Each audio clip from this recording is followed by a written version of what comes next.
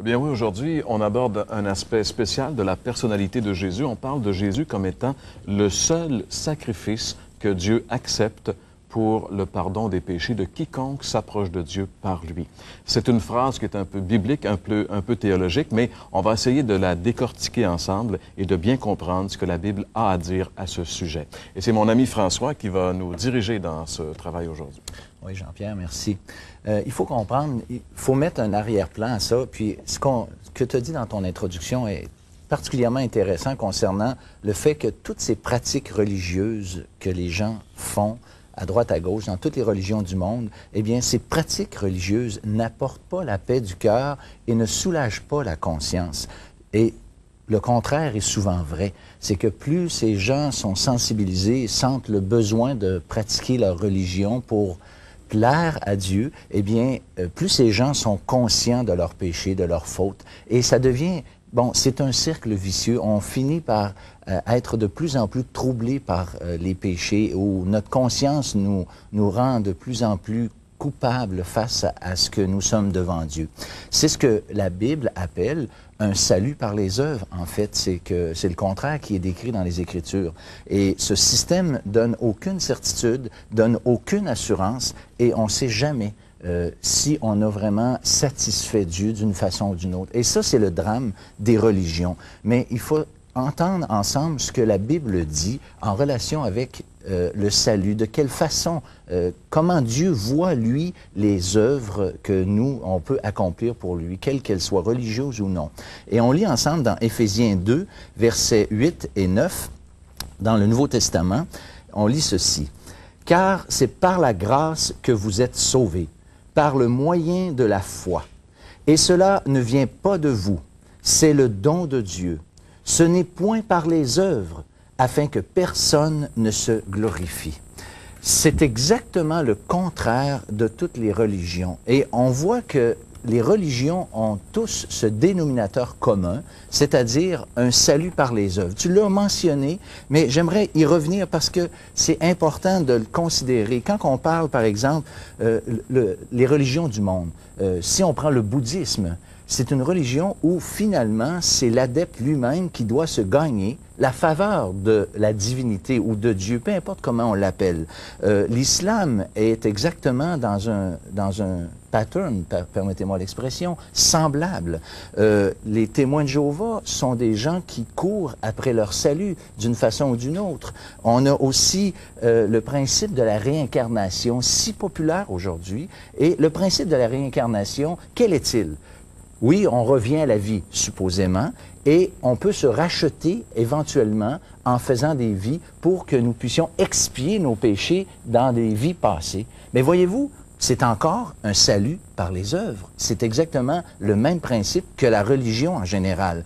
Et si on va plus loin que ça, on pourrait dire que même le christianisme établi dans les grandes religions officielles bien, est tombé dans ce même piège de la religion, c'est-à-dire qui, finalement, à toute fin pratique, c'est un salut par les œuvres. Même si on parle d'un Jésus, même si on parle d'un Jésus sauveur, on ne parle jamais d'un salut qui est accompli et qui donne vraiment la paix, l'assurance. Bien au contraire, les bonnes œuvres sont mises de l'avant pour éventuellement gagner, plaire à Dieu. En fait, ça, c'est inné dans le cœur de l'homme, cette pensée. Et c'est pour ça que toutes les religions du monde ont ce principe-là. Parce que c'est pas quelqu'un qui a inventé ça, c'est inné en chacun de nous. Dans le fond de nous-mêmes, on veut plaire à Dieu. Et c'est pour ça que c'est là que qu'arrive l'importance du sacrifice du Seigneur Jésus. Parce que si ce ne sont pas nos bonnes œuvres et la pratique de la religion qui peut nous donner la faveur de Dieu, mais qu'est-ce qui peut le faire?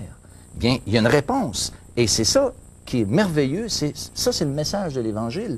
La réponse, c'est le Seigneur Jésus lui-même. La bonne nouvelle, c'est que le Seigneur Jésus lui-même a été le parfait sacrifice qui a lavé les péchés du monde. Et ça, c'est important. Pour bien comprendre ce qui s'est passé, il faut revenir un peu en arrière et puis jeter un coup d'œil dans l'Ancien Testament. Parce que vous savez que l'Ancien Testament, c'était en fait la préparation au christianisme. Dans l'Ancien Testament, la religion juive ou le judaïsme, ça dépend comment on voit la chose, eh bien, le judaïsme était la préparation au christianisme parce que dans l'Ancien Testament, Dieu avait demandé d'offrir des sacrifices. Et là, dans l'Ancien Testament, des millions de sacrifices ont été offerts pour les péchés. Et qu'est-ce qui est intéressant, c'est la Bible dit des choses à propos de ces sacrifices-là, particulièrement dans le Nouveau Testament, que ces sacrifices étaient incapables par eux-mêmes d'enlever les péchés, mais la Bible dit clairement que ça, c'était, ces sacrifices-là, une ombre des choses à venir. L'image, si on veut dire, des choses à venir. Dans Hébreu, c'est marqué « Il célèbre un culte, image et ombre des choses célestes ». Ces sacrifices offerts dans l'Ancien Testament étaient donc recommandés et demandés par Dieu. Ça, c'est vrai, mais ils ne peuvent pas ôter les péchés. Et j'aimerais qu'on lise un verset encore très important à cet égard dans l'Épître aux Hébreux, au chapitre 10e et au verset 4, il est dit « Car il est impossible que le sang des taureaux et des boucs ôte les péchés. » Voyez-vous, un sacrifice ou des sacrifices prescrits par Dieu étant que l'image et l'ombre des choses à venir, on fait en sorte que ces péchés-là ne sont pas expiés, mais c'est comme si Dieu, en voyant et en agréant ces sacrifices, Dieu faisait comme penser bientôt, le vrai sacrifice allait venir, et c'est pour ça que Dieu pouvait agréer. La Bible va plus loin dans le même chapitre 10 de l'Épître aux Hébreux, au verset 3. Elle va jusqu'à dire que non seulement il n'enlève pas les péchés, mais renouvelle la mémoire, le souvenir des péchés. Est-ce qu'on peut dire, François, que tous ces sacrifices-là, c'était un rappel de cette promesse que Dieu avait donnée à l'homme concernant le Rédempteur ou encore le Messie qui devait venir, lui, pour enlever le péché? Bien, Jean-Baptiste, lorsqu'il a vu venir à lui le Seigneur Jésus, cette parole est répétée des milliers de fois par jour, je pense, dans le monde, dans le cadre de la messe. Mais écoutez bien ce qu'il a dit, et c'est là qu'il faut mettre en contexte cette parole. Jean-Baptiste, lorsqu'il a vu venir à lui le Seigneur Jésus, il a dit « Voici l'agneau de Dieu qui ôte le péché du monde. » Et j'aimerais qu'on lise à l'écran. C'est un verset tellement important que je pense qu'il est très mal compris. Dans Jean 1, verset 29, « Le lendemain, il vit Jésus venant à lui, et il dit, « Voici l'agneau de Dieu qui ôte le péché du monde. » L'agneau de Dieu. C'est pas un agneau qui, parmi tant d'autres, c'est l'agneau de Dieu. C'est celui que Dieu avait déjà prévu, prédestiné pour accomplir ce sacrifice.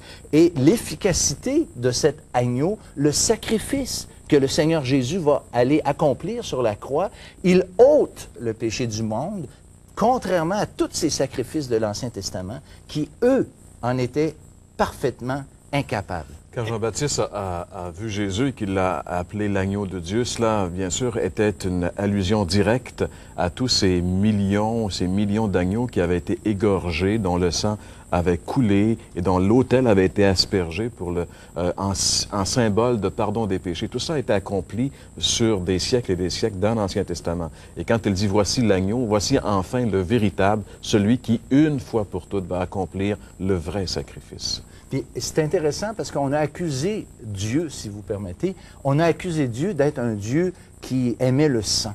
Parce que Dieu exigeait effectivement que non seulement on offre une victime, mais que la victime soit égorgée et que le sang soit répandu. Et là, j'aimerais faire le parallèle encore avec ce que le Nouveau Testament nous dit en relation avec le vrai sacrifice du Seigneur Jésus. On va lire dans la première épître de Pierre, au chapitre 1er et au verset 18, quelque chose de très intéressant. 1 Pierre 1, verset 18. « Vous savez que ce n'est pas par des choses périssables, par de l'argent ou de l'or que vous avez été rachetés de la vaine manière de vivre que vous aviez hérité de vos pères, mais par le sang précieux de Christ, écoutez encore, comme d'un agneau sans défaut et sans tache, prédestiné avant la fondation du monde. » Donc, tous ces sacrifices de l'Ancien Testament étaient qu'une figure et l'agneau préconnu, prédestiné avant la fondation du monde. Et ça, c'est intéressant. Dieu n'a pas été pris au dépourvu. Hein?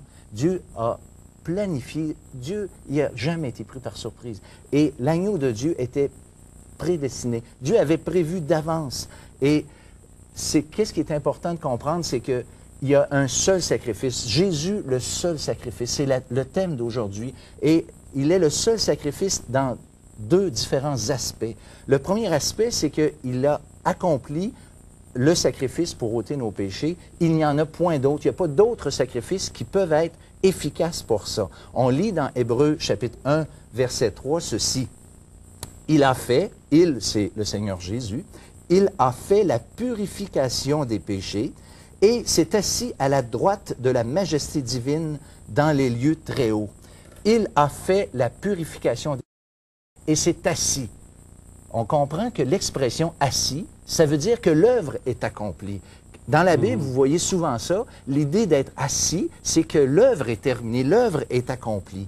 Et le deuxième aspect concernant le sacrifice du Seigneur Jésus, c'est qu'il n'est pas nécessaire de le répéter, puisque s'il a été fait et si Dieu l'a agréé, bien, maintenant, c'est correct. On n'a plus besoin de répéter ce sacrifice. Et on lit encore quelques versets à cet égard qui sont capitales en relation avec cette grande vérité. Et François, c'est quand même vrai que l'Écriture en le met très, très clair que ce sacrifice a été un sacrifice parfait puis complet. C'est ça. C'est tellement clair quand on regarde ce que la Bible dit à propos de l'efficacité et de la perfection et de la totale efficacité du sacrifice du Seigneur Jésus. Mais c'est en masse pour donner la paix du cœur et de l'âme. C'est ça, c'est la grande différence avec la religion. On lit, s'il vous plaît, dans Hébreux, chapitre 10, et au verset 4, s'il vous plaît.